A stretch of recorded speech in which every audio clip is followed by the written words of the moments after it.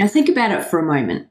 Which one does your team member have full control over? Yeah, the activity-based one. Now, these are also known as lead measures.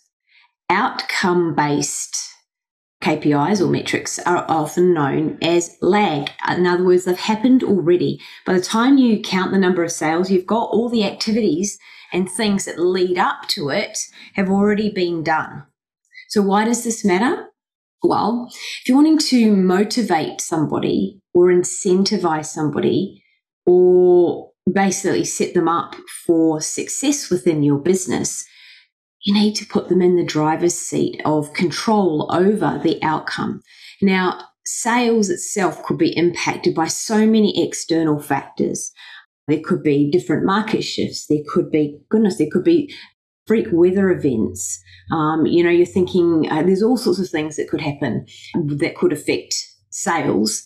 Yet, if you know that your team member is doing all that's within their control to achieve those sales figures, such as making a number of outbound calls, follow-ups, there's a number of different things that could be done.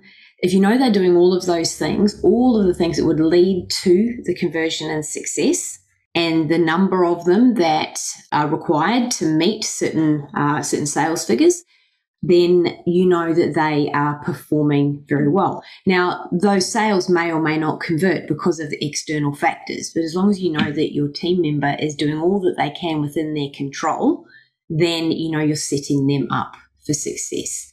Who doesn't want to be set up for success? I suppose, as you're listening to this, would you like to be set up to fail? Or set up with a challenge that is so difficult? There's things outside your control and then have your performance measured on it? Probably not. Now, I'm not saying these are the only sorts of metrics to have. You can have a balance of the activity-based and outcome-based within any job description, any performance management system you set up for any team member. Have some of each, yet have more of the activity-based. You want to be setting them up for success, and you want to be able to have real in-time performance management conversations with your team members on what they're doing to hit those targets, those outcome-based, results-based targets. So if somebody's not making, for example, those calls, then you can have those conversations. It's like, hey, you're not making those calls. What's going on? How do you think you're going with those things? What's getting in your way? Do you need any more support? All of those sorts of things that allow them to then change their behaviours or take different actions to hit their targets. A constant conversation around that. So that's pretty much all I wanted to talk about today. It's a short and sweet. Very, very important though, because to build a high performance team, you want people to be motivated, interested in being there and feeling in control of the outcome that they achieve within their role.